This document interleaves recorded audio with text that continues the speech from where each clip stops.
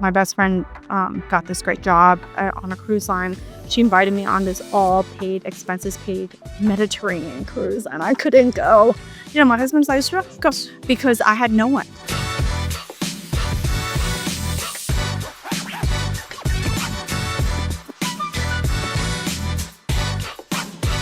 All right, welcome to the Gough podcast and audio experience. We're going to have a lot of fun on this next episode with the amazing Hoang Tran of Miami. We're going to talk about business growth, the challenges that come with it, and the successes that come with it as well. Hoang, welcome to the show. How are you? Well, I'm good. Good. Well, I hope so. We've just spent the day together. I know, we did. So I hope you're feeling good. I am. Good. I have a lot to do, so. Good. We are going to talk about some of the things that we've discussed today. We're going to talk about some lessons you've learned, challenges of your business, challenges of being an incredibly skilled hand therapist. That sometimes is a blessing and a curse. It's a blessing because you're incredibly skilled. It can be a curse because it's not always easy to find people to do it as well as you do. So tell us a little bit about your business and how you got started. So my therapy clinic started over 11 years ago. I just figured I've always had that itch to do my own thing. And I took certain opportunities like to put myself into that position. I left a very comfortable, high-paying hospital job, went into a private clinic to kind of test the waters out. Yeah. And then I was miserable. So then I was like, okay, I'm going to go out and do my own thing. And so when I first went out and did my own thing, I was doing I've got to do insurance. I got to get in these networks. These doctors that love me because I'm a certified hand therapist, they're going to send their patients to me because that's what they all say. Yeah. And then, lo and behold, they don't send you patients. And when they do, you can't take their insurance. You're not in network. So this started this whole 2-year process of, yes, I got people through the doors. I got on certain insurances, but I was doing that and knocking on doors. So is your initial intention to be fully cash and then realize you probably have to be in insurance? Yeah. Yeah, no. So What year was this? When did you? Oh my God, 2014. Yep. So I thought I was just going to be insurance based. Like that's all I knew. And that's all I saw in the OT hand therapy space. They almost tell you like, just go and market to the doctors, get on these insurances. That's the conversation. Yeah. It's telling you this. So there are other hand therapists, other certified hand therapists that had their own business. And what happened was within 2 years of it, I was like looking at their life and then I was looking at my life and I was like, I don't want that life. Yep. And that's when I found you. 2017. Was it? 2017? Yeah, something like that. San Antonio. So San Antonio. I went in there, sat in a small room, and I remember sitting. Well, I brought my whole family to San Antonio. I don't know if you remember that call. And it's like, when I think back to that, with everything you taught, I was like, I knew it. Like, I already knew I wanted to go. I just needed the excuse or the person on the other side saying, you should do this. Yeah. Yeah. And you were like, and I was thinking, I was like, do I fly my whole family out to San Antonio? My best friend lives out there. I can do this. And you were like, yeah, you should totally do that. And I was like, okay, I think Isla told you to do it because look, it's self-fueling that you come to my event. So obviously I'm looking to fill up a room, right? There's no getting away from that. You want the right people in the room, and you want enough people in the room for it to be a good event. But where I come from, I'll have told you that because I've done that and do that.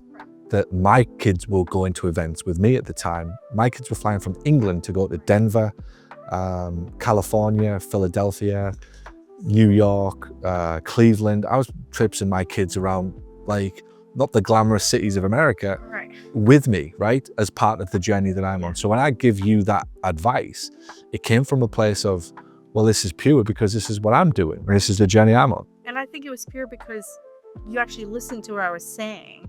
And I was already saying that I wanted to go. Right? And so you were just the confirming. And then I was like, yeah, I can do this. And there was a certain amount of, to a certain extent, there's a certain amount of trust, you know, because I was listening to your stuff. I was listening to your YouTube videos at that time. And I think mostly it was like YouTube videos. And then I went and I took the course at that time. And then I was like, oh shit, like I really don't have my business together. And I want to improve on, like I had done all this stuff to get my clinical skills up, and I knew I needed business skills. I knew it. I just didn't know how to go about it. I didn't know who to turn to at that time. And there's a lot of information still now. There's a lot of information. You just got to weed through it and say, like, who has or speaks to the values and the things that I want in my life. And you did that. And I don't think it's, I mean, I've been with you for a really long time. So I think that's a testament of like what you've done and what I continue to learn from. I think as we unpack it all, first thing, you mentioned clinical skills that you'd invested in. I wish, or let's reframe this, just imagine if business owners invested the same amount of time and money that they do in clinical skills into learning business skills. I think you'd see a completely different landscape for how successful businesses are. There's a stubborn refusal to do that for whatever reason. And it is why there's only a very small number of businesses who are successful.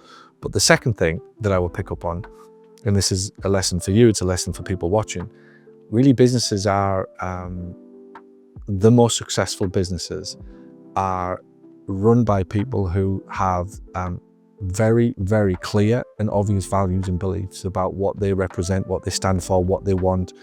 That transcends to their team, it transcends to their marketing, to their database, to their clients. And what you find is when somebody is absent of those types of values, it's very, very difficult to run a business because you don't really stand for anything or anyone. And if, like we've discussed today, all you stand for is good clinical skills, that would be like me saying, well, there's not a lot of noise in Miami, right? There's a lot of, like, it's the same thing, right? And that's what people will say. They'll say, oh, there's a lot of noise in the marketing space. There's a lot of wannabe PT clinic coaches. There's a lot of wannabe marketing gurus, and there's lots of noise. Well, great. So what actually have we got to help our clients give them a differentiator, a reason to discriminate, right, in a good way, in my favor? Well, in the end, it becomes values and what somebody stands for. I've maintained from day one that business isn't something that you should be a slave to, that you should be there from 18, 19 hours a day, that you can have fun, that you can travel with your kids, that your kids and your family should be, if you wanted to, wrap it around. And it's okay to have your kids in seminar halls on the flights with you, if that's what you want, right? Because that's essentially what we're trying to build, is a life that we can spend with kids or with family or whoever it is. And I think as a business owner, whatever you are trying to build, that in the end is the fundamental reason that clients do stay with you for 7 or 8 years. To put it back to you, right, and to clinic owners, if you stand for pain relief, they leave you when the pain's gone. Right. End of, right? If I stood for marketing, you leave me. If I stand for lifestyle and freedom and family and choices and self-belief and confidence, you might hang around for a little bit longer. Same in your industry, in your clinic. If somebody wants relief for the pain in their hand, they're gone. But if they want a great life, they want wellness, they want energy, they want vitality, they want to arrive 80, feeling 60, then they're going to hang around with you for a hell of a lot longer. So I think the biggest thing with clinicians not making that move from being a clinician to being that business owner is that you're indoctrinated into that community of therapists saying that you only have to take insurance. Like that noise, like we always say, there's always someone, whispering in your ear. That noise of that clinical community sometimes is so much stronger, even if someone does believe like, oh, I've got to do something different. The plight of like, oh, well, it's me, my business is not doing that well, or like, oh, it's not that profitable or whatever. Like it's easier to complain than to sit there and say, oh, like it's me. Yeah.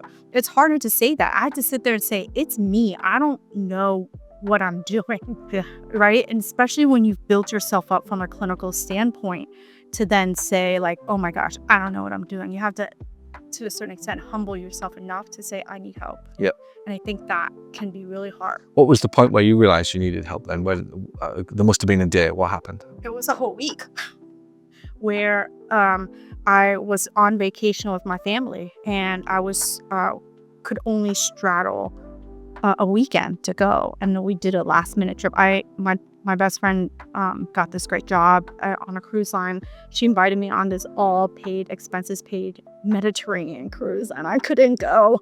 My husband's like, go, because I had no one. Stop. I was stuck. I had no one. I had a front desk that was, thankfully I didn't go because she quit with with no notice. She just didn't show up for work. A therapist who was willing to help me, but had absolutely no skills.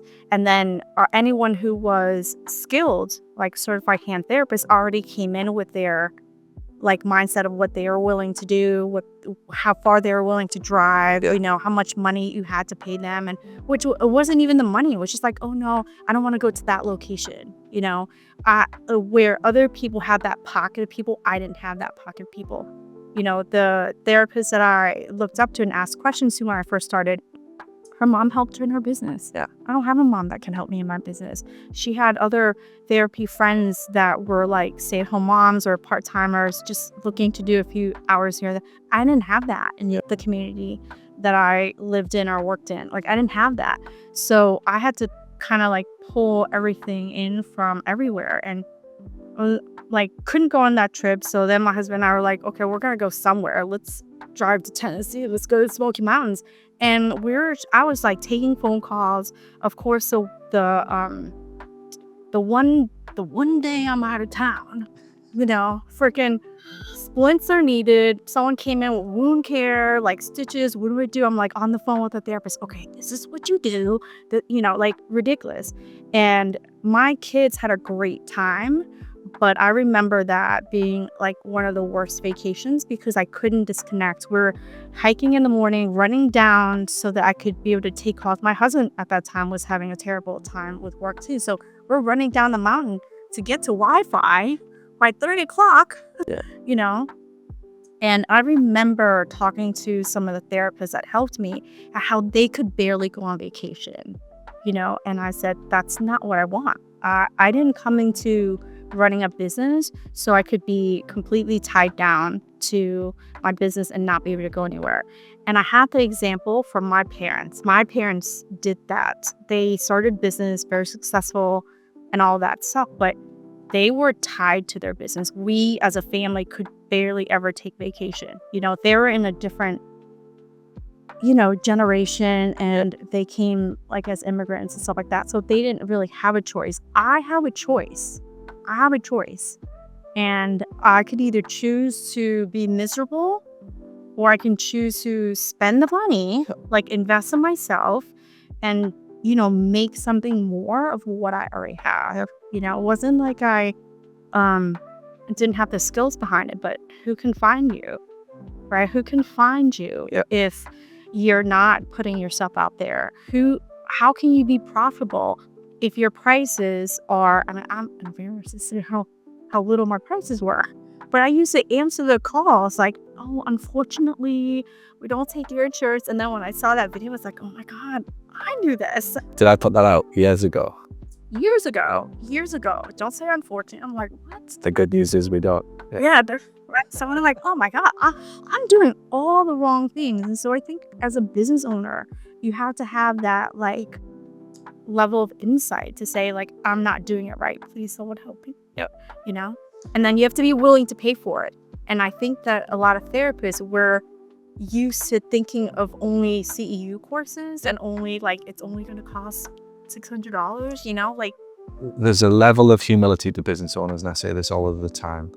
It's very easy to look at a business owner. They're usually authoritative, or certainly appear to be authoritative, strong, bold, confident, in my case, brash, arsehole, whatever you want to call it, right? And I say this all the time. You could have any interpretation of how I run a business.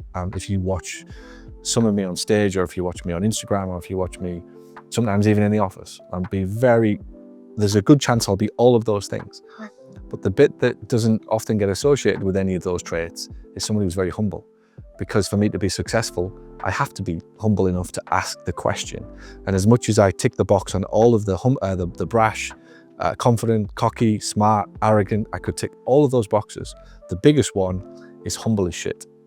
There's almost a level of arrogance in how humble I am in order to be able to keep asking the questions to grow. And I think that is the difference between somebody who stubbornly refuses to ask for help because their usually professional ego has got them to this point. So they've relied upon a very good skills, very good clinical skills to get to a certain level in life and business. They paid their money for college, the 200 grand or whatever it is now, and now they refuse to invest a single dime in a Facebook ad or in a coach to help them or to teach them how to move on. The second thing that I want to just touch on, you got me thinking there, and that's why I love doing these interviews. It always gets me to think about my version of why did I stop treating patients and various things. Well, you mentioned your parents. When I look back at mine, I came from a family of, let's call them solo entrepreneurs. They didn't necessarily, one of my uncles had a sports shop, I had a couple of plumbers, my dad had his own DJ business, but they were all solopreneurs. Yeah. And I always remember as 14, 15 and 16, and they'd tell me about their business and tell me why they did what they did. What I always got was a distinct lack of being able to trust somebody from them. Oh. They didn't trust anybody. And when I started to, and they all did very well, by the way, very well, right? But they were still there at 65 or they're still doing their thing at the end and still going. And I always remember when I started my physio business, my uncle Mike, I love him to bits, he had his own shop. He used to come in for treatment every day. He had a sports shop and he'd come in for treatment on his back or his hip or whatever. And he'd always be like, are you away next week? I was like, yeah, I'm away. And he'd be like, what, who's looking after the clinic? I was like, well, the girl on the desk. Right, and I could see he was like, but what about the money? What about this? And what if something happens when you're? I was like, well, I'll deal with it. Like, I'm not bothered. I used to come up with the phrase, and I was used to respond to anybody worried about that. I'd rather you steal my money than my time. And from a very early age, I don't know where I got it from, but I was obsessed that you could steal my money because I knew I could make the money back, but I knew I couldn't get the time back. So from 23 or 24 years old, when I started my physio clinic and my caseload, that was my mantra. I will never get the time back, but I'll get the money back. And that was my comfort blanket for investing in coaching, for marketing that would go wrong. Such a different mindset. Yeah. And, it is. I don't think that many people have that, and that's what keeps them stuck. And they can't, I'll tell you, as, my parents are solopreneurs. They started their business. They did very well as well. Not only were they worried about money, and there was a inherent lack of trust in just being able to just hire someone who would do a good job. Like, there was always that conversation of, they're not going to do it better than I do. So sometimes those limiting beliefs really get ingrained in you. And unless you're willing to kind of look at those things, admit to those things, it can be really hard to break out of. And I think that you ultimately have that bias, that you can convince yourself of whatever it is that you want. Hey, this is Paul. Hope you are enjoying today's episode. Just a quick note to say thank you to one of my favorite partners, PT Everywhere, who have kindly sponsored the show. They allow me to get this podcast to more people around the world so that we can impact more lives. PT Everywhere is your number one choice for EMR. If you are looking for more efficiency in your admin, in your calendar, in your optimization of your staff, and ultimately an all-round easier way to make money using the best practice management software, EMR on the planet, it is PT Everywhere, pteverywhere.com. Well, I think at that point, that's when you start to come up with, once you've acknowledged that something can't be done, or you don't think it can be done, because you might not have the courage to do it, you might not have the skills to do it, you might not have the confidence to do it. What you then start to do is come up with reasons why what you've hypothesized is true. That's correct. So now you'll start to say, my town is different, my clinic is different. Not that you've ever said those words. Never said that. My clinic's different, my town's different. You don't understand my community. Nobody will pay my town. The economy isn't the right time at the moment. The wrong president's in the White House at the moment. They come up with all sorts of reasons to actually solidify why their point of view is right, that in the end keeps them stuck. Yeah. Well, it's the idea of if you believe you can't, then you can't. Or if you believe you can, then you can. So sometimes you need someone else to kind of break the monotony of whatever it is you're thinking. But here's the thing when it comes to business coaching as well, where I think people get stuck, is the judgment of others. I can tell you, I was talking to my mom, especially as a woman. I don't know, your perspective's a little different because you're a man. But as a woman, I am married, I have children, so I should stay at home. because my husband needs me, my children need me. Like, why am I always gone? Right. So, I have those conversations with my mom all the time. So, So she asks you those questions. oh, Yeah. yeah. Why? Yeah. She has very specific expectations. And I think those expectations cross cultures too, though they might be stronger in certain cultures than others, right? And so before coming up to this event with you, I was just hanging out by myself in the beach condo, right? Because I wanted time to think about what I wanted to do and wanted to be insightful with the questions. So it's going to make a really good, big impact for what I want to do next.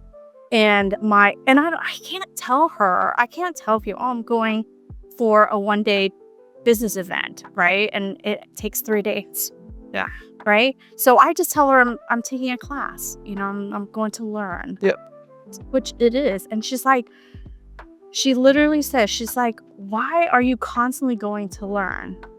She's like, haven't you learned enough? Like you're you've been doing it for so long. Aren't you good enough now? Yeah. And she's like, and at the end, she was like, you're just so weird.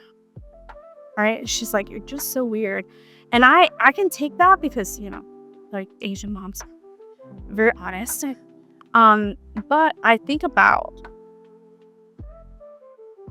for other people, for myself too, how every little thing that people say sticks to your brain, whether you believe that to be true or not. Like I am weird, right? I accept certain things like I am weird.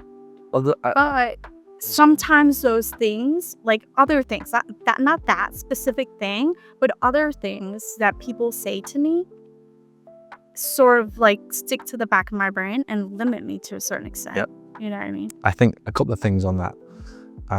Number one, you've obviously got incredible self-belief in there to be able to override that. It's a pretty powerful thing if your parents, somebody that as a kid you assume is supporting you and loving you and pushing you and guiding you and wants you to, kind of achieve the most that you can, you're going to have incredible self-belief to be able to get past that. And the second point that I'll touch on, one of the best things I've ever learned in life, that there's a good and a bad to everything. There's good stress, there's bad stress. There's good doubt, there's bad doubt. There's good guilt, there's bad guilt. There's good weird and bad weird, right? Good weird is going on a course when your friends are out partying, right? Good weird is spending all weekend on a webinar to learn how to grow your business and improve your life when your friends are all watching the Super Bowl, right? So it's weird, Yeah. but it's good weird. Yeah.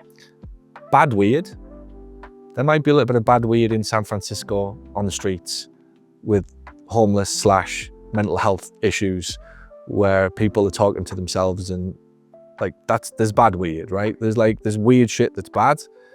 People's actions doing certain things that you wouldn't ordinarily agree with, might have gone on recently. Bad weird. Right. Good weird.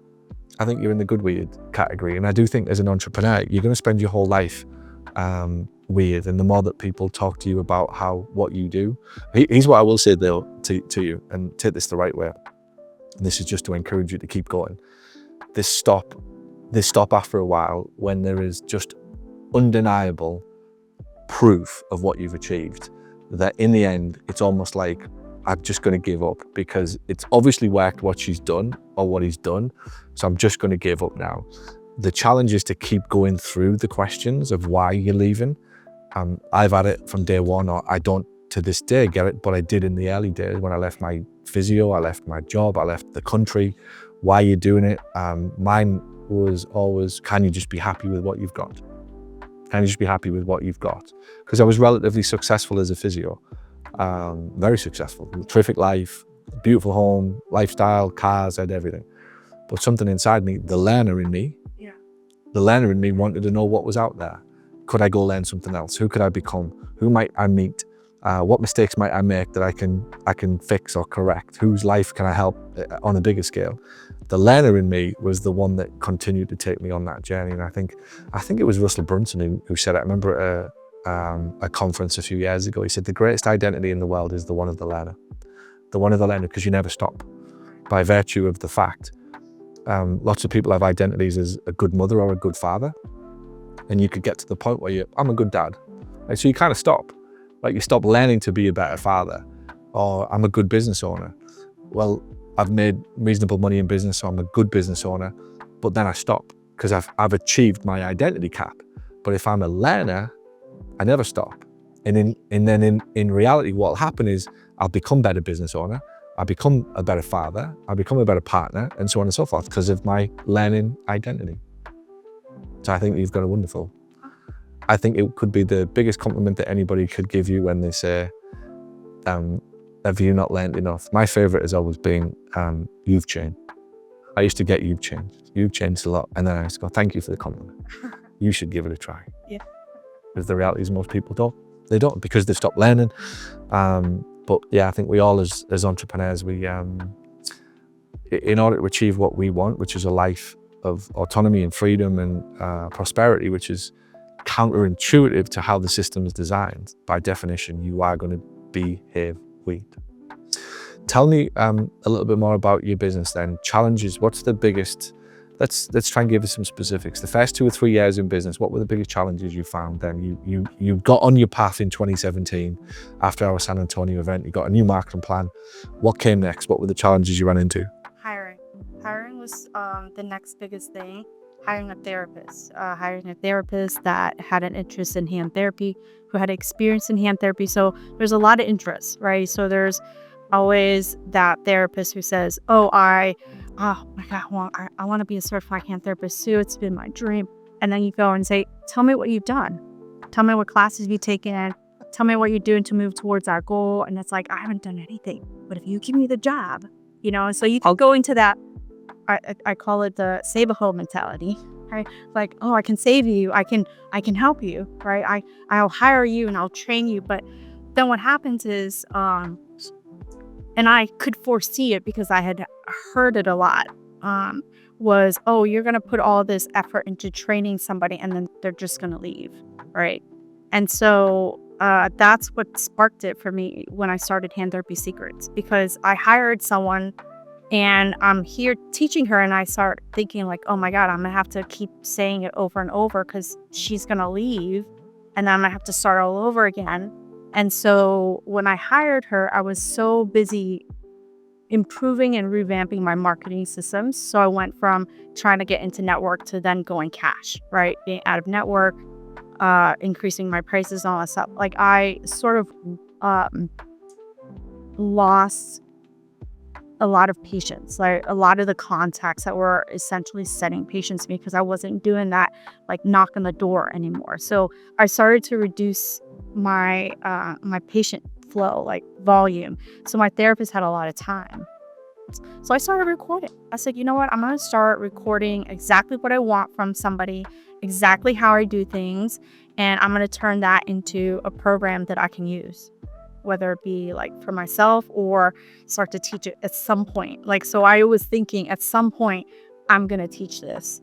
But for right now, I'm going to create like videos and a system where then if I teach my therapist, I don't want her to think you're supposed to get it the first time around. Like you have to remember exactly what I'm saying, exactly what I'm doing, and then just repeat it. Like it's not reasonable, right? So I'm like, I'm going to create this, and then anytime you have questions, you can watch this again. And so that started Hand Therapy Secrets. It's funny with staff, because you do hear that from very unsuccessful with staff business owners, Yes. where they'll tell you there's no point hiring because people are going to leave. Well, the news flash is they do leave, and they are always going to leave. Always going to leave. It would be a little bit like saying there's no point having kids because they're going to leave at 18. Like the reality of a business, we need one or two or three or four or five, 6 staff, whatever it is, to help us grow.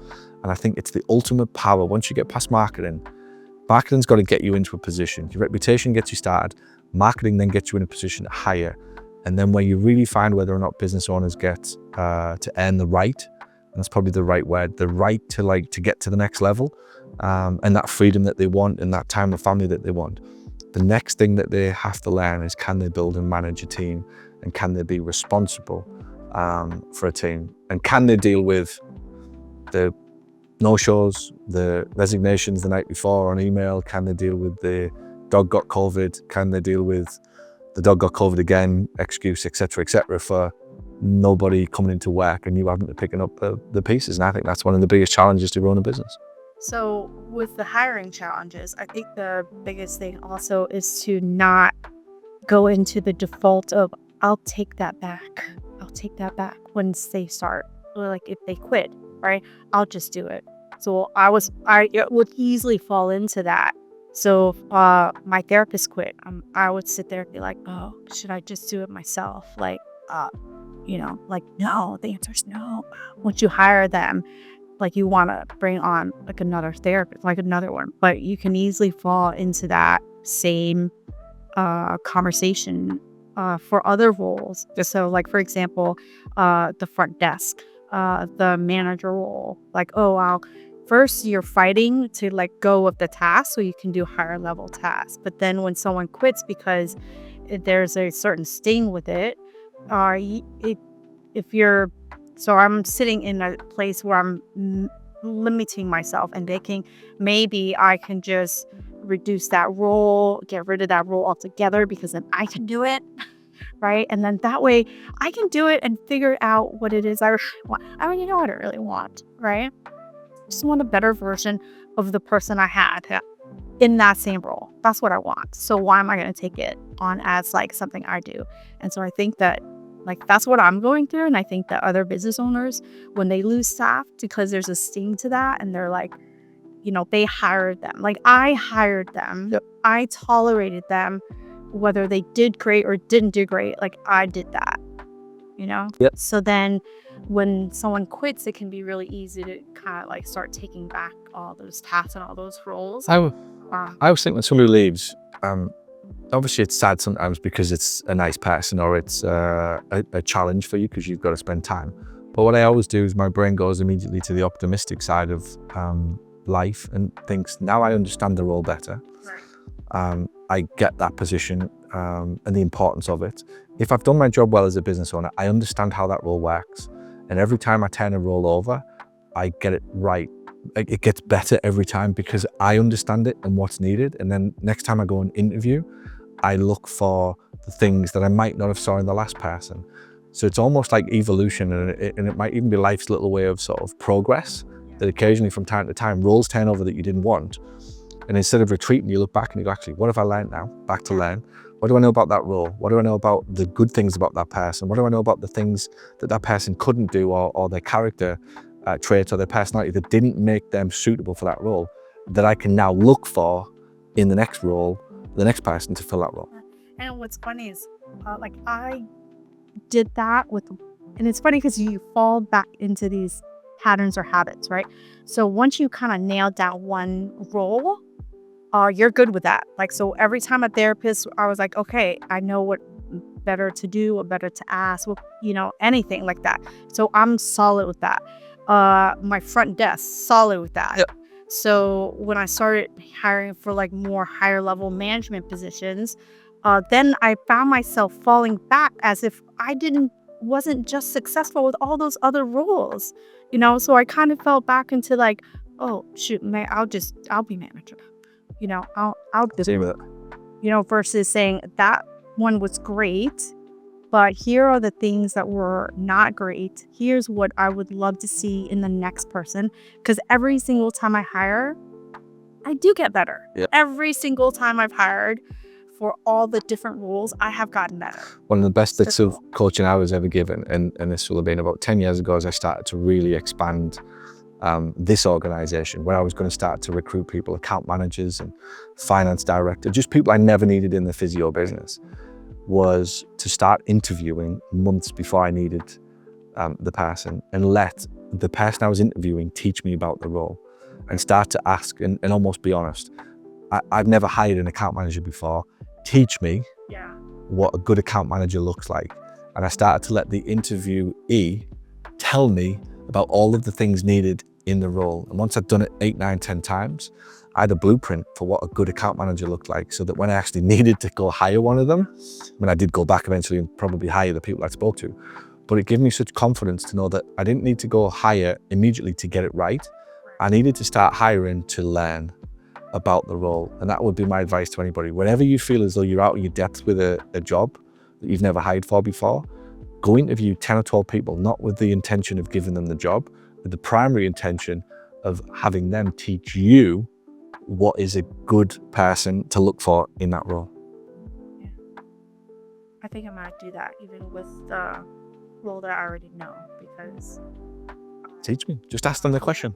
Hey, before we start the interview, I've never hired, like, and this takes, again, humility, right? So I go back to it. Brash, confident, candid, the lot. But teach me. Tell me. I've never hired a finance director before. I remember when I did it for my first ever finance manager. I hadn't done this before. What do I need to look for in a good finance manager? How does your day run? What does a good finance manager do each week? What will you have done so that I know that you've done your job correctly? They start to tell you, I needed to have live books. I needed to be able to reconcile the bank. I need KPIs and metrics. So I'm writing all of these things down. And these guys, and the other trick I would do, I'd often put job ads up for significantly higher than I ever planned to pay, so I could see what it looked like at the top. So I used to start, when I remember the first finance director, let's say he was, I'm making this up, $70,000. I put job ads up for $250,000. And I would interview people at this level, knowing I wasn't going to hire them, in order for them to teach me what the role and what the department needed to look like. And it was the fast route to learning how to build a team. Well, I think I want to do that too, because like the clinician in me always wants to help. Like, and I see it, I spot it when I'm interviewing. I'm like, I want to see if I can make this work. You know, like, oh, she doesn't have this particular thing I need, but she's got potential. Yeah, she smiles. Like, oh, she's got potential. Like, with the potential. I think, again, it's good. Yeah. It's a good thing. It gets you into, it's a good thing that you see the potential in everybody. It's a bad thing that you see the potential in everybody. Yes. Right. I always say that too. There's always, everything that's good can be bad too. I think if you always one and never the other, you know that you're going to make a lot of mistakes.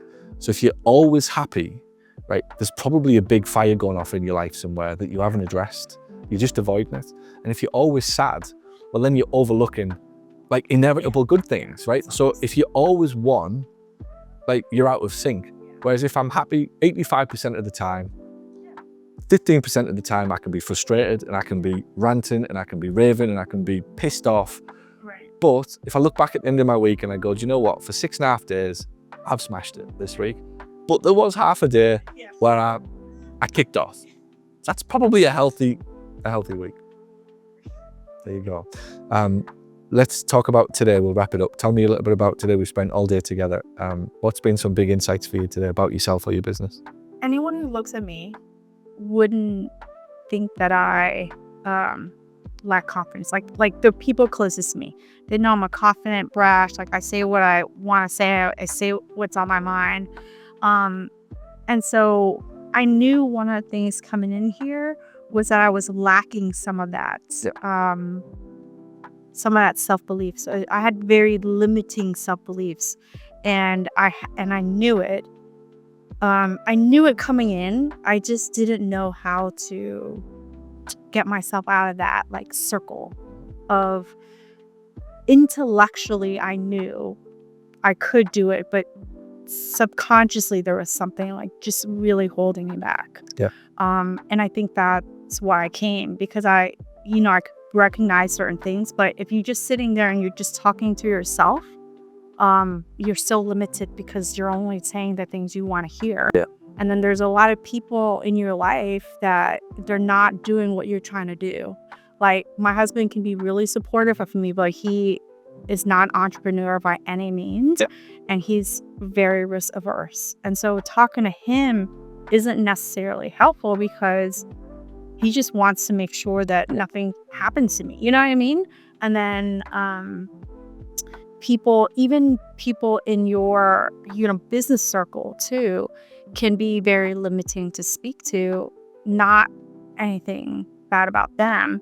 They can be supportive, but they're also only thinking about themselves. Like, they don't necessarily have an unbiased opinion. Yeah, it's very difficult for them. Yes. Every piece of advice you get off anybody, in the end, comes from their current perspective of the world. Right. So you better make sure that the person that you're talking to has a pretty big perspective on the problem or the challenge that you've got. And if they haven't, you're essentially getting an echo chamber. And again, you know this, how it works.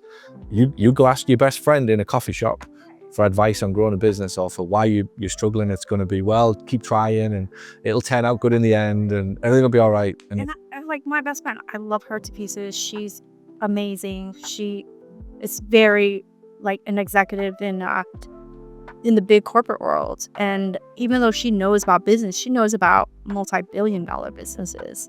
I'm not saying that that's different, but the perspective of sharing to what I can do or what I need to do like right now in the span of 6 to 12 months, it's just different, you know? And so yeah, I think it's really important to seek out someone who has done more of what you essentially want to do, that they've done it. And so because they've done it, you can go to them and get like very unbiased perspective to give you that, you know, kind of like that little fire under your butt. It, for me, was definitely some limiting beliefs, even though intellectually I knew it. I just didn't know how to break that circle. So just going to a person like I'm turning to you to, you know, recognize it. And even though I recognize it, you also recognized it. And then we just like, you know, hashed it out and we're like, okay, step 1, 2, 3, you know, and now we're beer. I think When I go home, I gotta do stuff. Yeah, that's the challenge. I think at every level you want to get to, you have to shed beliefs or rewire beliefs. And that's not spoken about a lot. There's limits. People talk about limiting beliefs all the time. But the reality is the beliefs I had between, let's say, 0 and 1 million, they were pretty healthy, right? So they were good beliefs between a 0 and 1 million. Between 1 and 3 million, I need a different set of beliefs. And then again, between 3 and 10 million. And that's something that people don't do. If your beliefs are the sort of fuel and the driving force behind your behavior, which I think they are, and whether or not tomorrow you believe you can go and follow that plan we've created today, then you'll do it. If there's something still holding you back that says, but, and my town, and I don't know, then that's going to cripple you. But I also do think there's something to, when you're confused, the beliefs seem to grip you more, the limiting beliefs, when you can't see the vision, you can't see the future, you don't know what the next step is, there's a fog, there's a haze. When you can't see that, the limiting beliefs seem to grip you stronger. When you can see the next step, and when you can see what the next big decision is, and you've got a little bit of a nudge to say, hey, you know, it's that thing over there you need to go and look at, or this is what we now should be selling, or we reignite the belief that I can do it. And I think that's what most people need. They're stuck in probably a vision that's 2 or 3 years out of date. You either want it or... And you're capable of a hell of a lot more. But you're doing amazing. Thank you for your time. I appreciate you. You're doing absolutely fantastic. And good luck with Hand Therapy Secrets. Where can people find out more about your program? Hand Therapy Secrets, you can find me across all platforms. I'm on Instagram, YouTube. If you're not a occupational therapist and you want to become a certified hand therapist, I can help you study and pass. Or you're just a PT or anybody and you want to follow somebody for entertainment and amazing energy, she's absolutely fantastic. Everybody needs a friend like one. Well done, thank you. Hey, this is Paul Gough. Thanks for watching. If you like my content, be sure to subscribe to the channel. And if you're looking for even more, be sure to head over to Amazon and you can find my 7 best-selling books for physical therapists in private practice. Head over to Amazon and find me now.